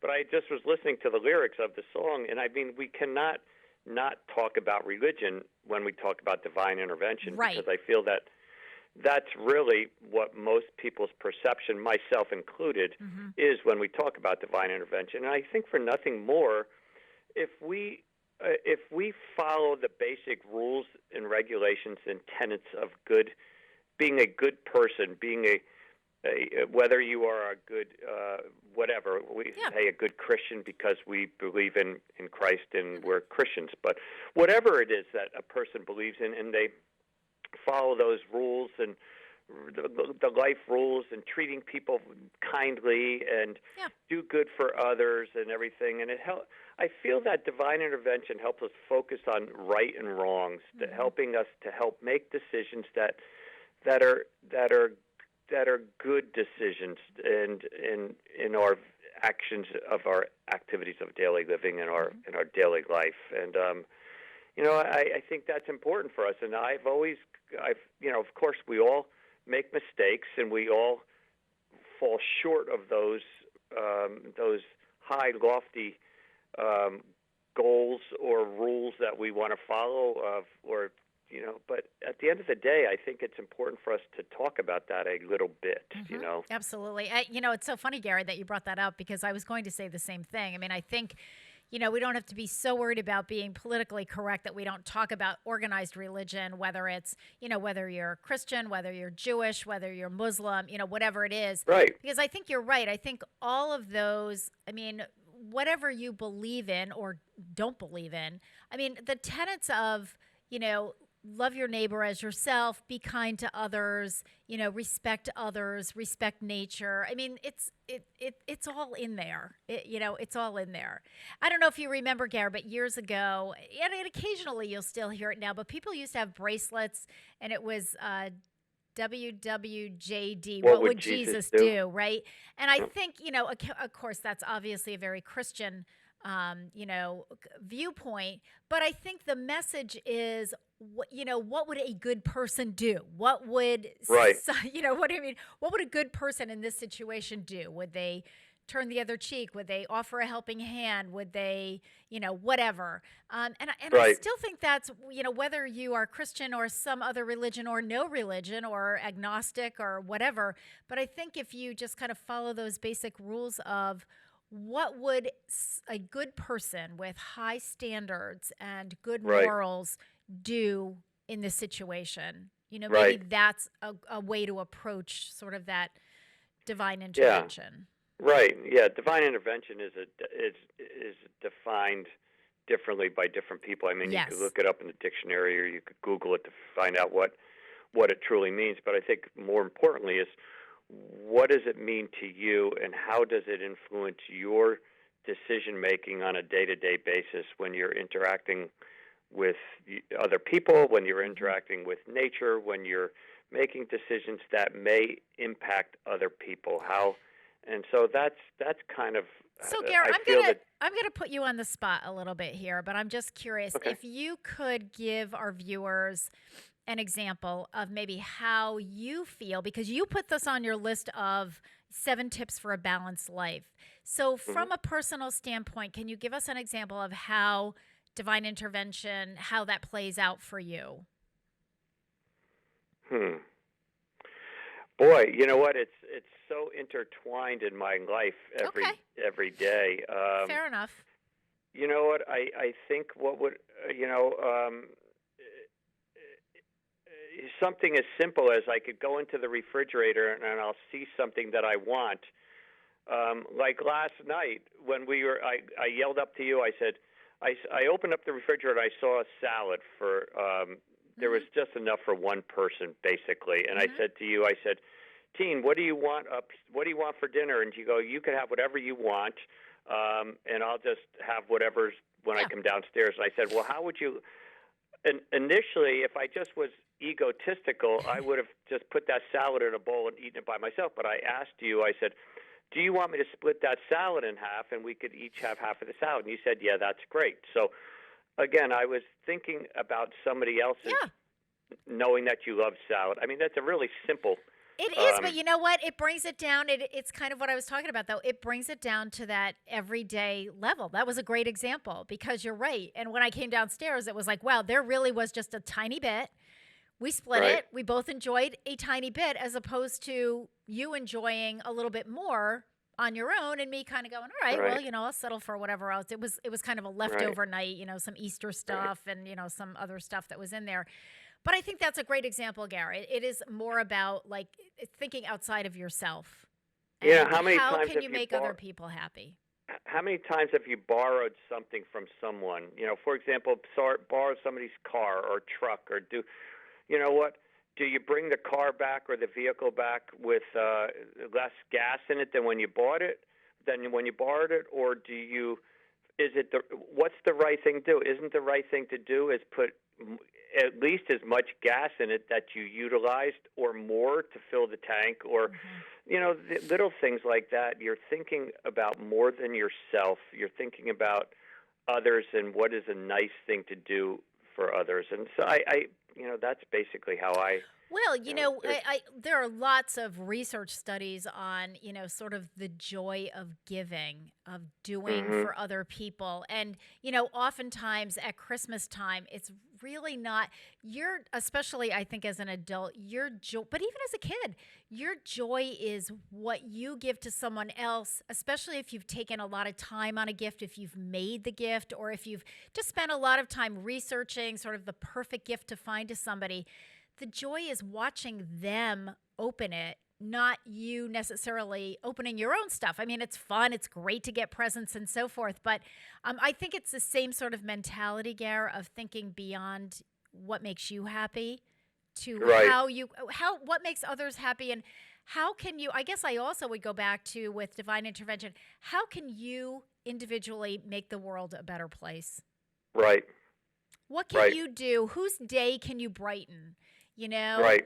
And that, I think, is keeping in mind divine intervention. You know, the world is greater than just the sum Than of the all of individual. these individuals. Exactly. Right. So, you know what? Right. Let's take a little break. I have another song that I'd like to play. It's 7:47. You're listening to WSKB 89.5 FM radio for the Westfield Masses and WCPC cable channel 15.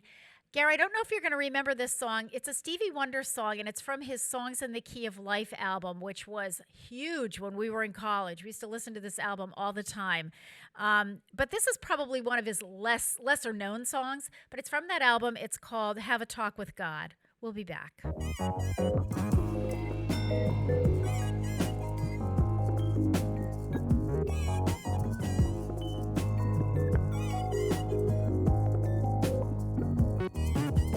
There are people who have let the problems of today lead them to conclude that for them life is not the way. But every problem has an answer, and if yours you cannot find, you should talk it over to him. He'll give you peace of mind. When you feel your life's too hard, just go have a talk with God.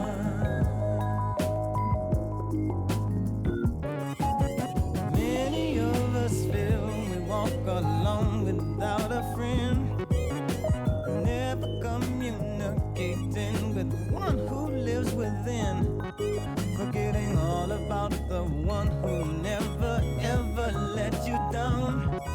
And you can talk to him anytime, he's always around.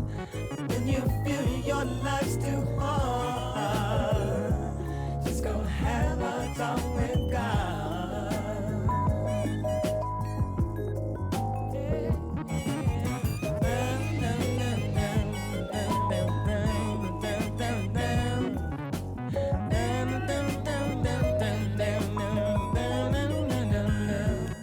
Well, he's the only free psychiatrist that's known throughout the world for solving the problems of all men, women, little boys and girls.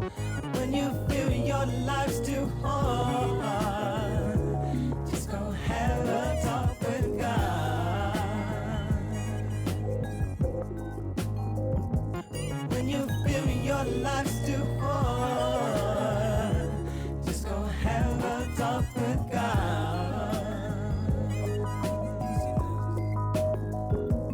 When your load's too much to bear, just go talk to God, he cares. When you feel your life's too hard, just go have a talk with God. Thank you. Support for community radio on WSKB is provided by Betts Plumbing and Heating Supply Company, an independent, family-owned wholesaler serving Westfield for over 50 years, specializing in plumbing, heating, and industrial piping supplies. On the web at bettsplumbing.com or at 14 Coleman Avenue in Westfield. I'm Mark Auerbach. Join me every Friday at 8 a.m. for ArtSpeak, where you'll meet interesting actors, directors, designers, and musicians here in Western New England. Community Radio. 89.5 WSKB. Live from Studio 120 at Westfield Technical Academy, this is WCPC Channel 15 and 89.5 FM, WSKB Westfield. Good morning, Westfield. It is 7:51. Excuse me. You're listening to WSKB 89.5 FM radio for the Westfield Masses and WCPC cable channel 15.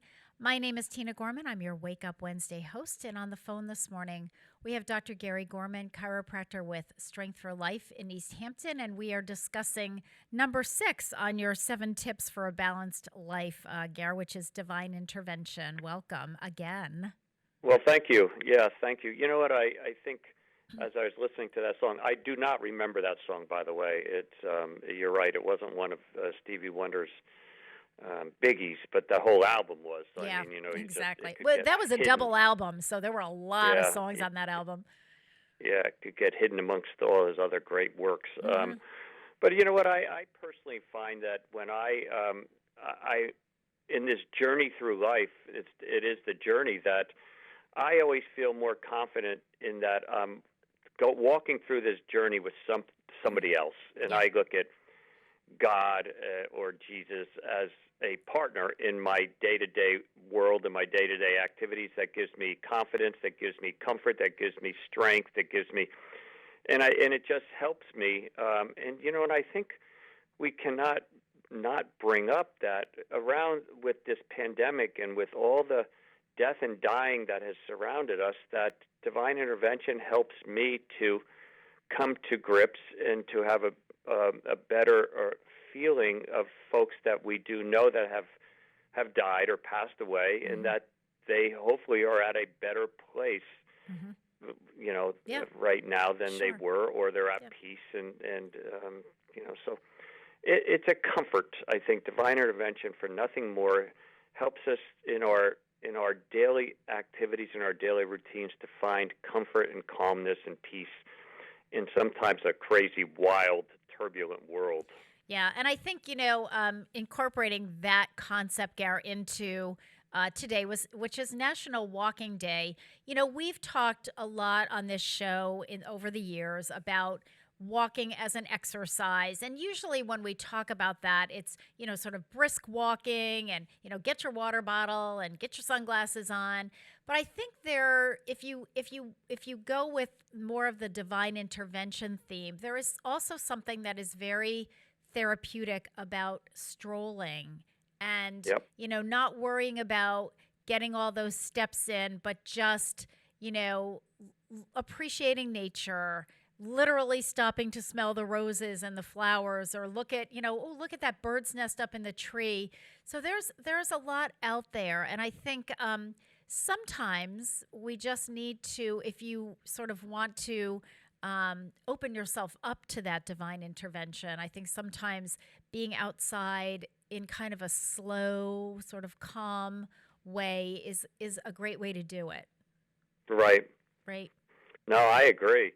And I think when we tend to go on vacation and get out of our own environment a little bit and go to someplace totally different, when we have more time on our hands and we're not checking off the to-do list of things that we have to get accomplished, and we could just really take pause and just really enjoy the beauty of something that we're not as familiar to on a daily basis. You know, I think that's where I think vacations or getaways are important, because you're experiencing newness, and it isn't unfamiliar to us a lot of times, and so consequently I personally tend to try to slow down and appreciate it and enjoy something different that I'm not used to seeing on a regular basis, and get mesmerized there as well too. But you're right, if we do slow down a little bit and just enjoy the journey, not getting to the end destination, it's that each step of the way that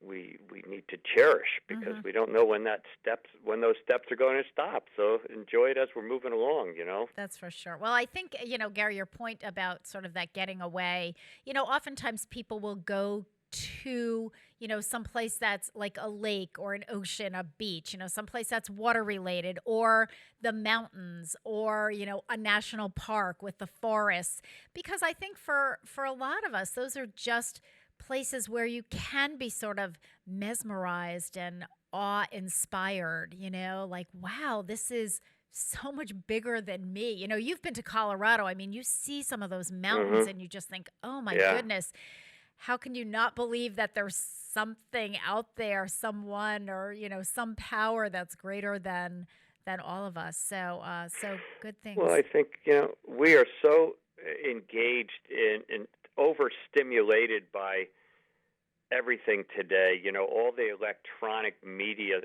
everything. We're so it's just too much. It's too much stimulation. It's hard to shut it off and get away from it. And what you had mentioned, the mountains and the ocean and the lakes and those are places where you can get away from the stimulation of everything that we engage in on a daily basis, and the cars and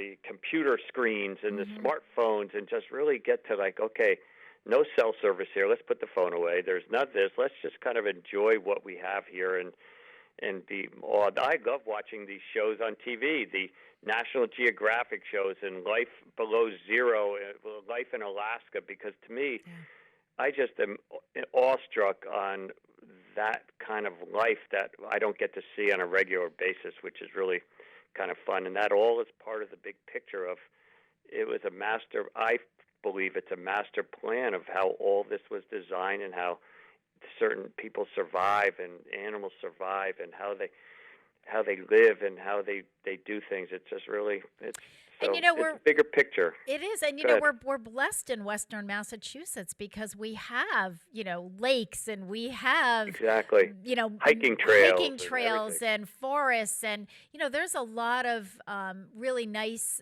beautiful nature spots, and you don't have to go very far to find them. So it's not like we have to, take a day trip or get on a plane. I mean, there's so many things right here in our area. We are. And there's been a lot that's been written locally during the pandemic, for families and people who, are sheltering and being very safe with their interactions. But, a number of things that have come out in the Republican, in the Sunday Republican, on the sort of the travel, which is really some, hiking trails close by, some out-of-the-way places that people don't really know about. So many things that are so close, within an hour or less. Right. So check those things out. There is an app called alltrails.com, which you could go into it and you just put your location, and it pops up a bunch of different trail options for you to go hiking anywhere. I mean, divine intervention is very personal, and it can be a little ambiguous. So I really feel that it's something that means a lot to you and helps guide your decisions in your life. Right. So whether it's right, Gare. So whether it's something as whether it's organized religion, whether it's going to service once a week, or mass, or confession, or whether it's something that's more nature oriented. I mean, there are a lot of things in between, whether it's saying the rosary or devotionals or reading from your Bible or going to a Bible study or whatever, that's all kind of part of it. And as you said, it's very broad, it's very individualized, it's very personal. So, and that's fine. That's okay. I mean, I think all of these tips that you're giving us, these, 7 tips for a balanced life, I mean, each one in and of itself, you have to tailor to your individual needs, whether it's exercise or diet and nutrition and hydration or proper rest or distress, all of these things that you've mentioned over the last 6 months, although there are some basic tenets, it's all very personal, and that's the way it should be. So let's leave it at that. And next month is number 7. So we're not going to. I'm not going to reveal what that is right now. But Dr. Gorman joins us on the first Wednesday of every month, so he will be back next month in May, talking about number 7 on his list of 7 tips for a balanced life. In the meantime, happy birthday to our daughter Grace, who turns 30 on Saturday. I can't really go without one more birthday wish for Grace. And we will see you next week.